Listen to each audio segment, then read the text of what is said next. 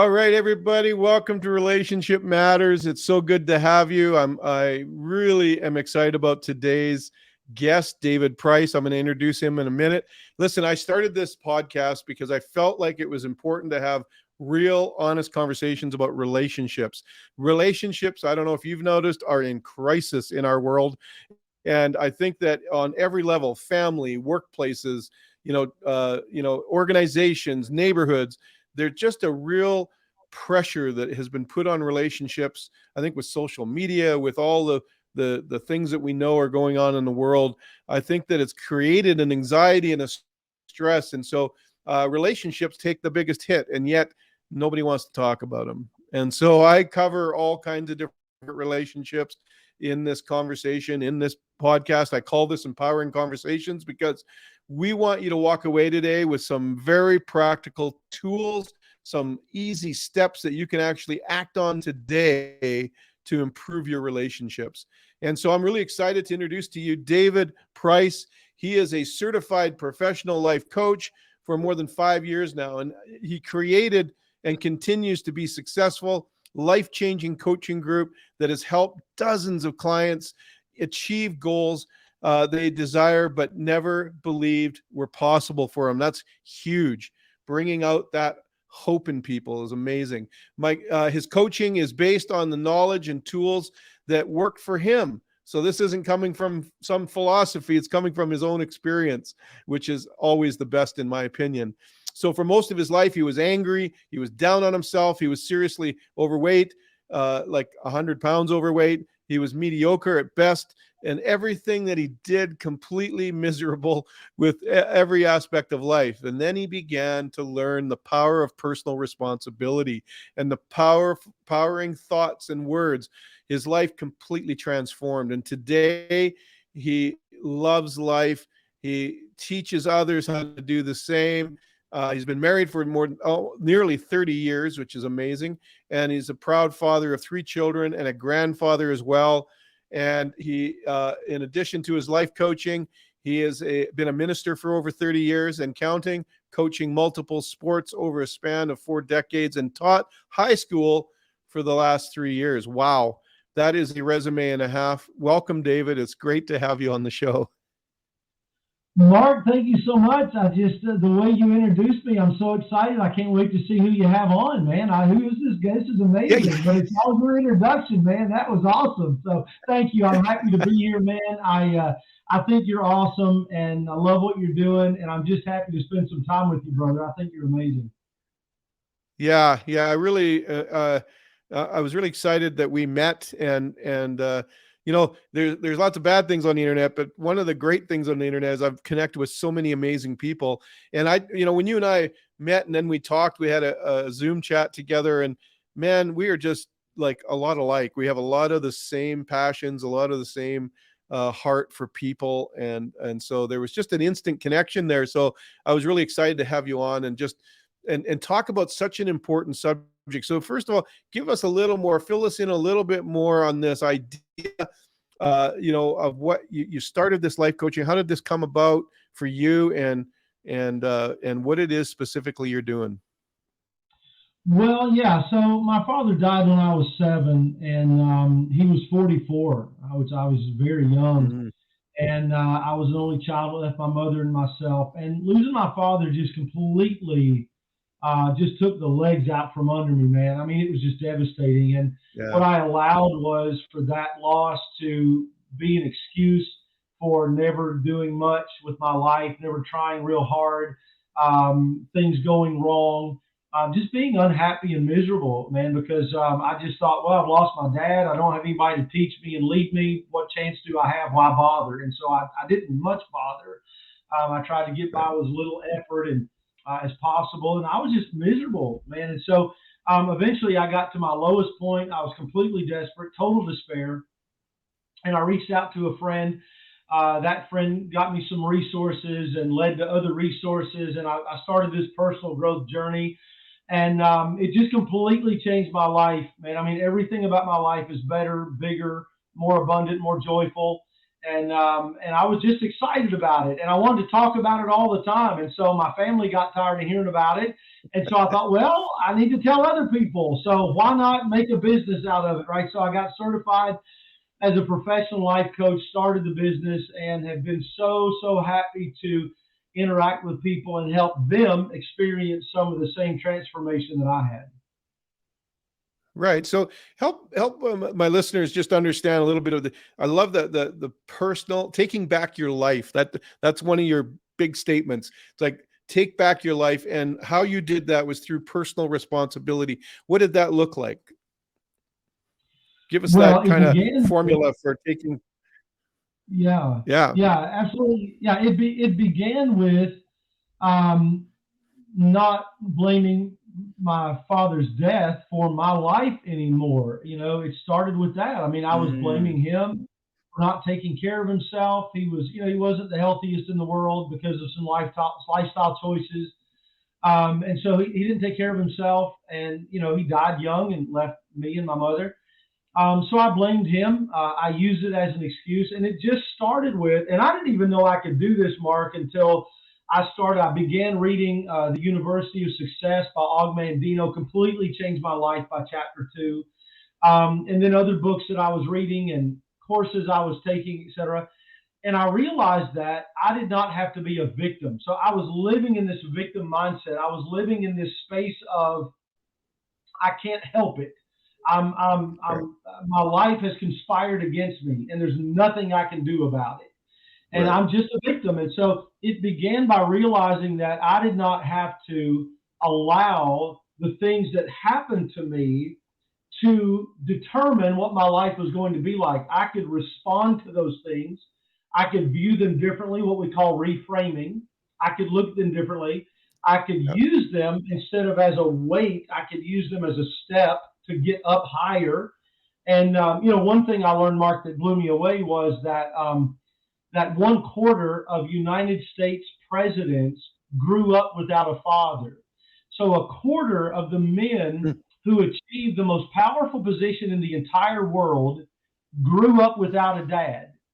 That for them was not an excuse for mediocrity and failure. They were able to right. overcome it and achieve a high level of success when I was barely a functional human being. And so I thought, well, Right. if they could overcome this and create success, why can't I do it? And so I started working on Right. So the first thing is stop blaming the past or what other people have done. You can't. You got to stop taking responsibility for what they do and start taking responsibility for what you can do. I think that that's a really important thing. So step one would be stop using the past as a excuse and start using it as leverage for you to move forward. That's so it. powerful. Absolutely. Absolutely. There are 4 questions that we, in our programs, that we have people answer. And they are: who do you blame? Who are you blaming? What are your Yeah. excuses? What are you complaining about? And what are you waiting for? All 4 of those things show that we're not taking responsibility. When we're blaming, excuse Okay. making, complaining, and waiting, we're not taking responsibility. So we've got to get clear on how we're doing it. Then we can begin to Right. work on overcoming it. Right. Share those 4 questions again. Number Yeah. one, Who are you blaming? who are you blaming? So, okay. Number Yep. two, What are your excuses? what are your excuses? Number three, What are you complaining about? and number four. What are you waiting on? So powerful, so simple. Questions are so powerful, right? Like when we ask ourselves those questions, I always say self-awareness brings you choice, right? And so these 4 questions are going to lead you to self-awareness, and that's such a powerful tool. Thank you, David. That's Yeah. gold right there. And I Yeah. wanted to highlight it because Yeah. I really encourage you, if you're listening to this, share those out, like share this video, share what we're talking about out. But there's 4 golden questions you can ask yourself to start your healing journey. So good, David. 100%. What comes Yeah. next? Thank you, Mike. Well, so taking personal responsibility by, first of all, getting in touch with whether we're doing that or not is huge. And then engaging in personal growth habits is a must. Um, I, in my business, just one example, in my business, after I started it, I got so busy working on my business that I stopped working on myself. And what happened was I got discouraged because the business was not moving forward fast enough. And I quit. I quit for a year on my business. I just Wow. quit. The reason was not because it was hard. The reason was because I had stopped growing and I was unable to deal with what was difficult. So when I talk about Right. personal growth habits, I'm talking about there's a wide range of them, and we have to pick what works for us. But reading, coaching, journaling, meditating, praying, Bible reading, exercise, nutrition, sleep habits, there's a million of them. We all need Right. to pick what works for us. But when we stop working on our growth through habits and routines, then we set ourselves up for failure So because we're true. not able to then meet the challenges of life. So, in my program, we're all about habits and routines, not tips, not tricks, not hacks, but habits and routines. And I think you would agree, Mark, Yeah. that that's Yeah. the key. Yeah. I so agree. I often say, don't fake it till you make it. Believe it until declare it until you believe it, but believe it until you practice it, and then Yeah, practice it until you know it. And so yeah, there's a little yeah, progression there. Same idea. yeah. I really like what you just said. I think that that's so important, is to put those practices in place that are going to bring the changes. It's incremental. Look for that 1% improvement every day, and eventually you get to 100. But I think what happens is some people come to, maybe they ask those 4 questions, they come to the understanding that, oh man, I've been messing my life up here, and then they try to do 100% change in overnight, and then they don't, they fail, and then they give up and say, yeah, that's why I'm different than everybody else. Other people might have been able to make it, but I can't because I'm, you know, too hard done by or whatever, right? I'm defective in some Well, way. And yeah, that's just not true. yeah, You are yeah. created in the image of the living God. You are very valuable. You already have, you're a masterpiece, the Bible tells us. And so I always tell people, you're not broken that needs to be fixed. You're valuable needing to discover it. And I think what you said, those 4 questions, and then putting the practices of self-healing into your life, I think what those two things can really help you start to go. Now, I'd like to take us a little bit in the direction, and feel free to take us wherever you want to, but I'm a relationship guy. How have you seen relationships change in your life or in your clients' lives when they start to take responsibility? And, or maybe what were they like before and after? Give us a little picture into how this impacts relationships. Well, it completely and totally transforms relationships. And here's why. Because what most of us want to happen and are trying to make happen is to change other people. And if we have marriage problems, we want to fix the other person. If our children are challenging, we want to fix our kids. And we just think if everybody else could get it right, then I would be fine. Well, the fact is, they're not going to get it right. They're going to That's do right. what they do. Most people are not going to change. Most people are going to be who they are, or get more so as they get older. And so that is it's not only a futile effort, it is a destructive effort. So Yeah. stop trying to fix other people through manipulation, force, anger, passive aggression, whatever. Stop. Just stop and put Yeah. 100% attention on yourself. Fix everything you can about yourself. So, um, what happened? So, my relationship with my family was very toxic because of me. Um, there are a lot of things I did well. There are a lot of things I did very poorly. I was a yeller. I was a name caller. I was an insulter. I was passive aggressive. I would shut down. I'm sarcastic. A lot of things that I did that are really bad things. And so I never, Mark, set out to get better in my relationships. All I could think of was how can I get better as a human being?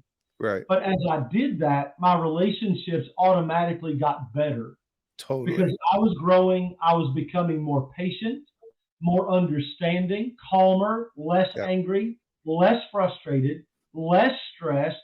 Well, Mark, what happens when you do that? When you start, then your relationships Yeah. automatically get better because you Of are less course. stressed, less angry. You're getting along better with everybody else. And so that's to me, Mark, that's the relationship gold is work on yourself. Everything automatically gets better. Will there still be challenges? Of course. Can your family still be challenging? Absolutely. But you're in a better position to handle it, and you're Yeah. not gonna be adding to the chaos. You're going to be Yeah. reducing it and handling it better. That's so good. It's so true. When we try to change others, we just simply we muck it up because it's interesting, isn't it? How do we think? How do we always think that, hey, we've messed our own lives up, but we can fix other people's lives? It doesn't. It's just when you say it Yeah, out loud. When you say it out yeah, loud, it's like, yeah. what? It Yeah. What sounds was I ridiculous thinking? What because was I it is. thinking, man? Yeah, Yeah. I It was. agree. I It was the agree. same for me. I think, I often say, we have three primary relationships: one with God, one with ourselves, and one with others. And I think that a lot of people miss the one with themselves. Our relationship, one of those three is out of whack. They're all out of whack. But if we can really learn to grow in our relationship with ourselves, we will actually then see improvement on the relationship with others because we take personal responsibility. And I just love that, David. That was so good, that little bit there. Yeah. Thank you so much for sharing that. Yeah, absolutely. So as the so now, okay, so you've taken personal responsibility. So we look at, we ask those four questions. We look, where we're blaming, where we're excusing, where we're not moving forward. We decide to move forward. We start to take personal responsibility by starting to do some of the things, take ownership of our own healing in a sense, or in our own development. And then we start to see improvement in our relationships. What's the next level? Where do we go from there? Yeah. So in our programs, we have four pillars of personal success. The first is taking responsibility. The second one is personal growth is part of that. But Yeah. the second pillar is taking control of your thoughts and words. And Mark, as a Mm, believer, you believe, like I do, that God created the universe with His words. He made the universe yeah. by speaking it into existence. We're made in the image of God. Therefore, our words have creative power. Not to that level, obviously, but our words have creative power. The Bible says that death and life are in the power of the tongue. And so our words are creating reality. Our words are creating things. And so we're either creating life or we're creating death for ourselves and everybody around us. So we have some practices, some habits that we teach around taking control of your thoughts because most people feel like they're at the Yeah. mercy of their thoughts. They just can't help what they Yeah. think. They get down, they get Right. discouraged, they get negative. They just, well, I can't help it. It's just the way I think. And so we teach how to do that. We teach taking control of your words. We have a game we play called Seek and Destroy. And we make a list of words that we want to get rid of. Words like problem, can't, terrible, horrible. We will get rid of those words and stop saying those words. If we get rid of those Mm, words. And so what we're doing is taking control of our thoughts and words. Now, right. if it hasn't already, Mark, this is where it sounds to get sort of hippy drippy. But I can tell you that it works biblically. Yep. It's supported biblically, and I can tell you it works because it did for me, and it does for my clients. When you change the way Yeah. that you think and the way that you speak everything about your life changes. Yeah. Everything about your life changes. So Yeah. we've got these practices and habits that we teach about how to do that. And then it just the world completely becomes Yeah. different when you change the way you think and speak. Yeah. Totally true. Totally true. I always say, change your mind, change your life. Totally. 100%. Yeah. Yep.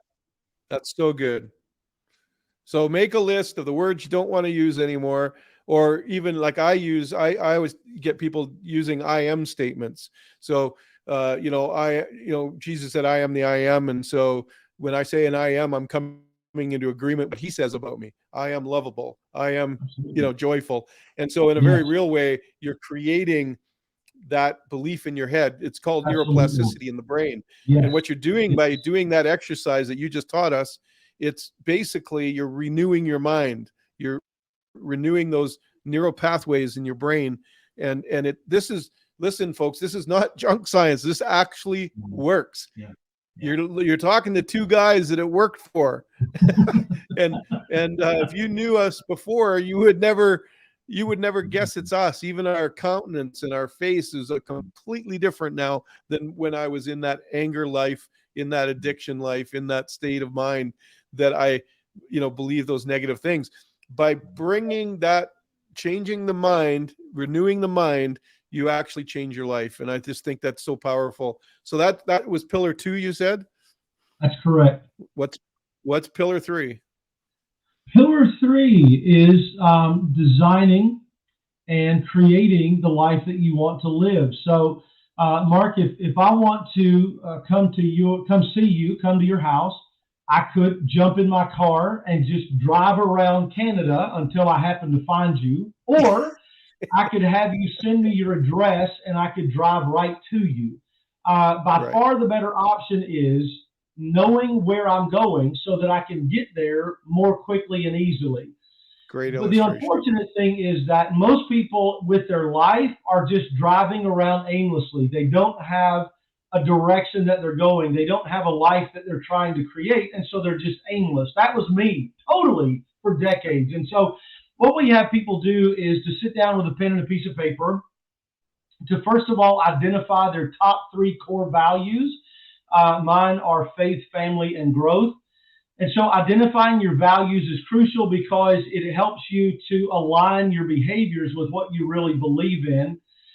So identify your top 3 values and then create your life vision. Ask yourself the big questions. Where do I want to live? Who do I want to spend my time with? What kind of house, what kind of car, how much money? What do I want to contribute to?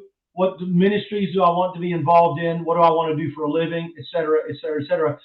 Describe your ideal day. What do you want your ideal day to look like from morning to night? Because again, Mark, if you don't know what you're aiming for, if you don't have a vision of the Yeah. life that you want to live, you're not going to create anything that fulfills you. And so write that down and then read that every morning. Every morning you get up, read the vision that you want to create. Again, as you just said, Mark, so factually that it's training the brain, it's reforming the brain, it's activating the part of the brain that looks for answers.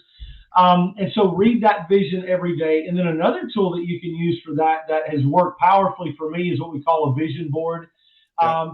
Put on a physical board or like in PowerPoint or something to put images or words or verses or whatever to put on a board so you can look at these different images and words of the life that you want to create. That's another thing that you can do. And so I'll just very quickly, I'll give you an example of how that worked for me, Mark. To say that I was not a morning person is an understatement. If I could have rolled out of bed at noon, I would have. I've hated the mornings. But as I began to do this personal growth work, I began to be convicted that I needed to start getting up at 5 o'clock in the morning. If you would have me 10 years ago, you would have laughed your head off that I could ever get up at 5 in the morning, unless it was to go to the restroom and get right back in bed. So, but I put that on my vision board, Mark. I put 5 a.m. on my vision board. And even as I put it on there, I thought that's ridiculous. and I don't remember how long it was, but sometime after that, Mark, I began to get up at 5 o'clock in the morning, Wow. joyfully, energetically, happily, willingly. Now I get up at 4 o'clock every morning, and I've never been happier. I've never been more excited to get out of the bed. But it was because I had put that on my vision board. And even though I didn't even really think it would ever happen, seeing it, that being a part of my thought process, Mark, it just nearly automatically Yeah.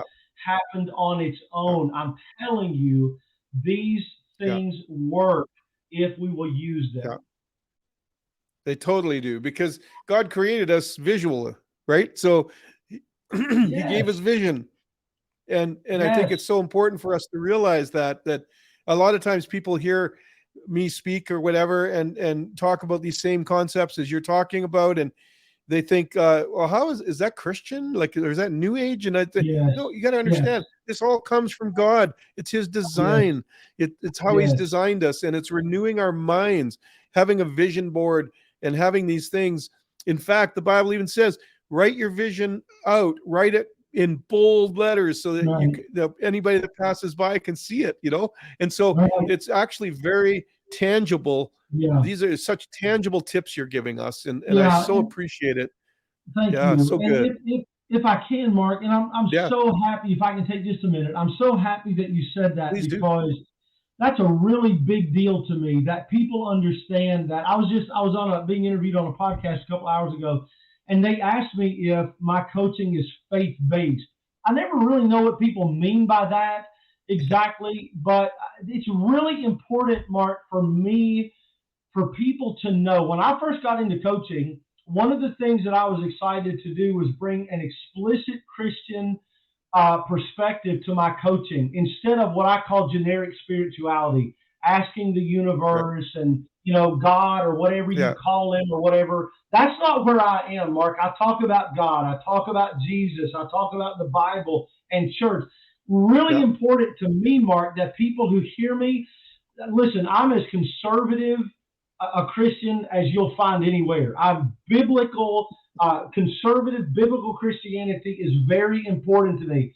I do not teach or train anything that I believe is inconsistent with fundamental yeah, biblical truth. Everything I'm saying, Mark, is absolutely, yeah. if it's not directly out of the Bible, it's at least consistent with biblical principles. Thank you for bringing that up, Mark. That's a really Yeah. big deal to me. Well, I think it's important only because, like, my audience there's everybody different faiths, beliefs, whatever. Yeah, That's not the yeah, point. People ask me, "Are you right. faith based?" Yes, I am, because I have a relationship with Jesus. Yeah, But it doesn't mean I yes, push it on you. But I'm telling you, yes, the principles I'm yes, teaching come from His right. heart, from His love, from His Yes, character. And so, yes, that's who 100%. it is. It's who I am. Don't ask me to be something I'm not. But No, I 100, think yeah, yeah, here's what I believe, David. I think that the church has done good with theology, like spiritual stuff. I think progressive churches have been really good with physical needs, feeding the poor, taking care of the right. people that need it most. But I don't done a very good job at mental health or progressive discipleship in Wow, a way that man, actually transforms lives. And I right. think that what you're teaching and what I teach transform lives. That's the difference, because if it doesn't have a practical outcome in our lives, Yes, what's the point? Like, there's no point to yes. theology Mark, for me if it actually yeah, doesn't bring life. Yeah. So I I don't know Mark, how I'm we got on so this glad. tangent, but Well, but no, I it's just true. believe you can have it all. I am absolutely thrilled, Mark, that you said that, because that's exactly where I find myself. I'm grateful for the churches I grew up in. If it had not been for Of those course. churches, I would have been dead or in prison, or very conservative, very, very conservative. But that it kept me in line to some degree.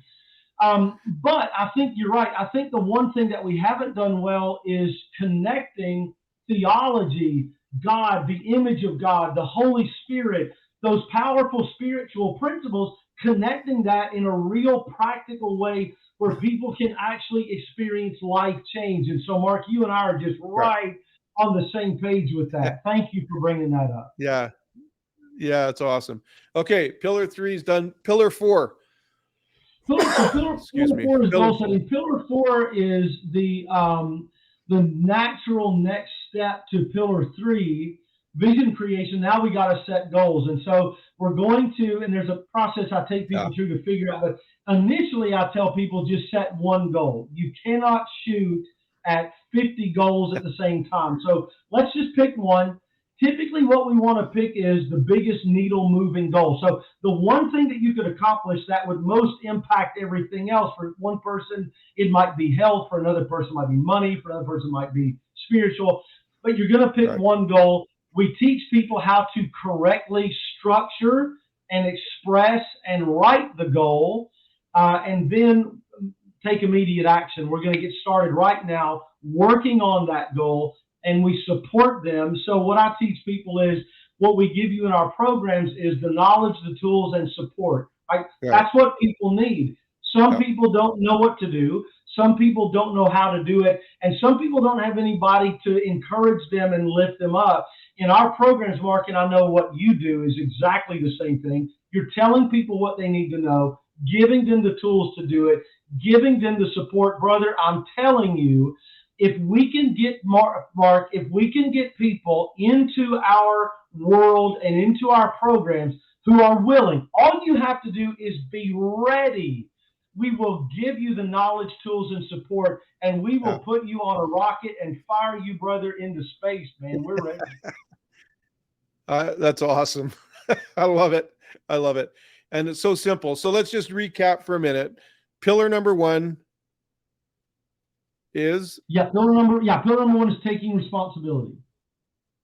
Pillar number two is taking control of your thoughts and words.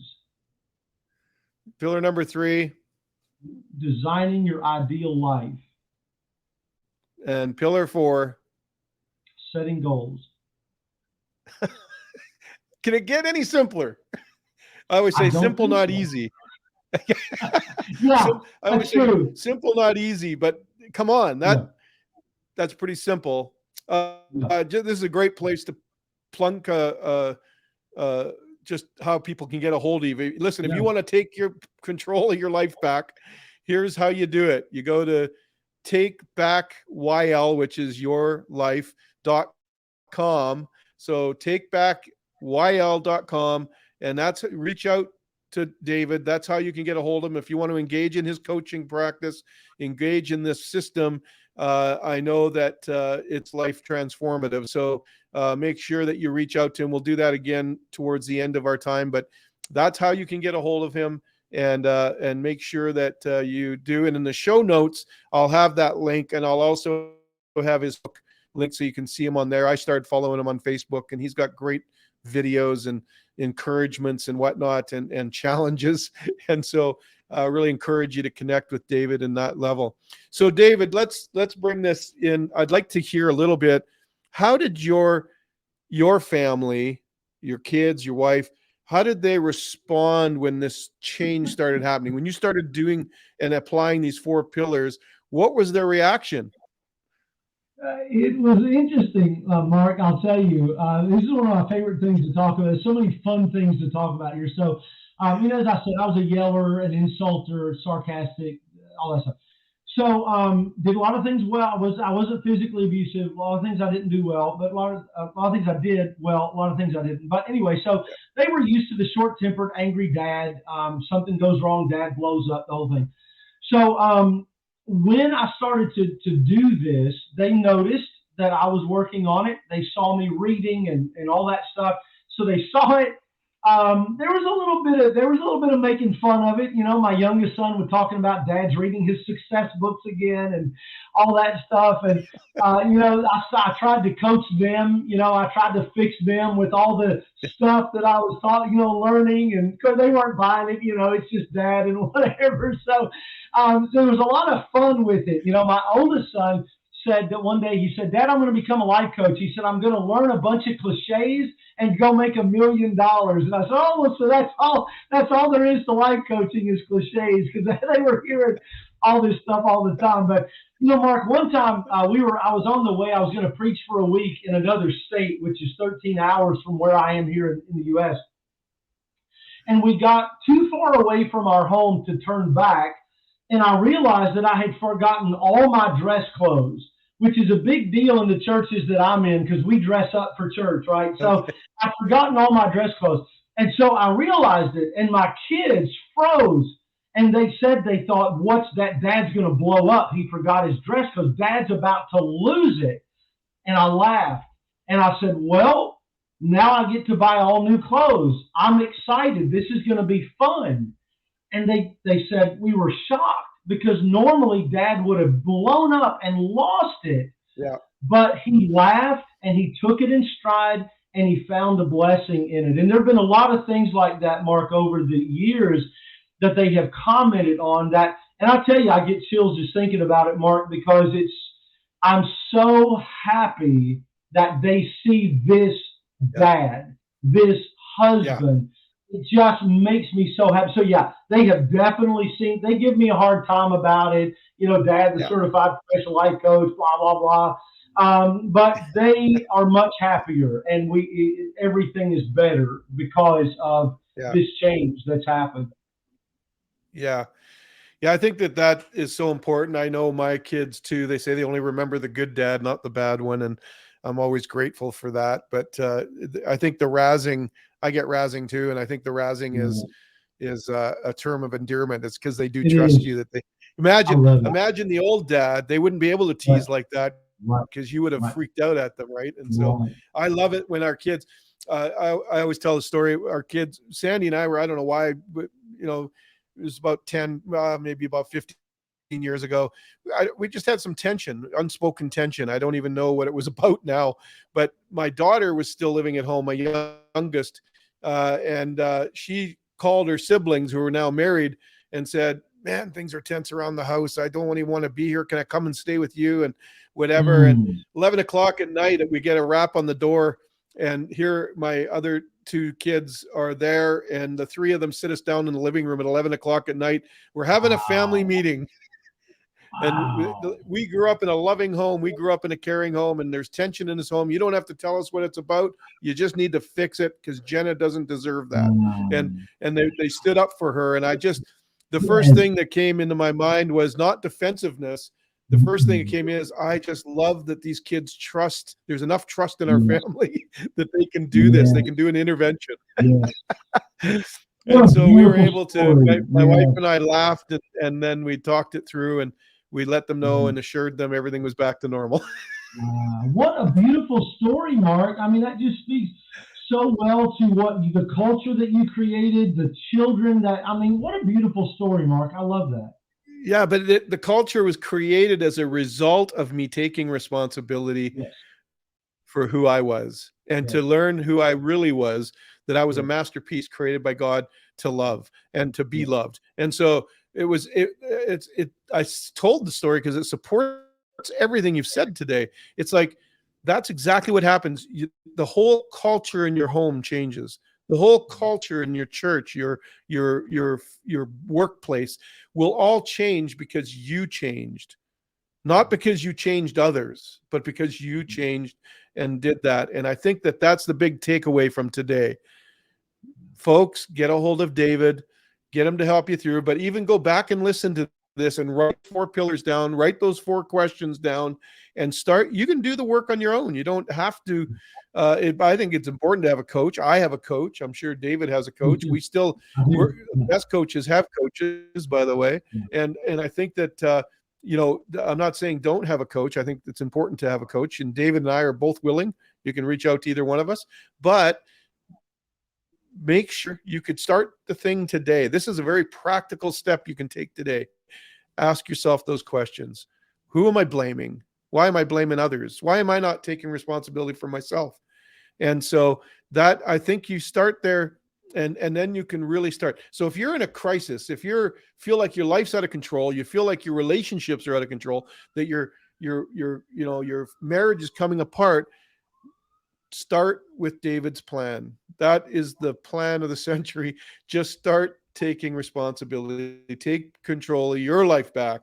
Don't try to stop trying to control their life. Take your control back. I think that's fantastic message today. Any closing thoughts, David? Anything you didn't get to share that you want to share just with the audience? And yeah, actually, something you said a while ago, Mark, that was such a big insight for me was that there's nothing defective about you that keeps you from achieving growth and success. Like, and I don't mean material success necessarily, but success in life. There's nothing defective about you.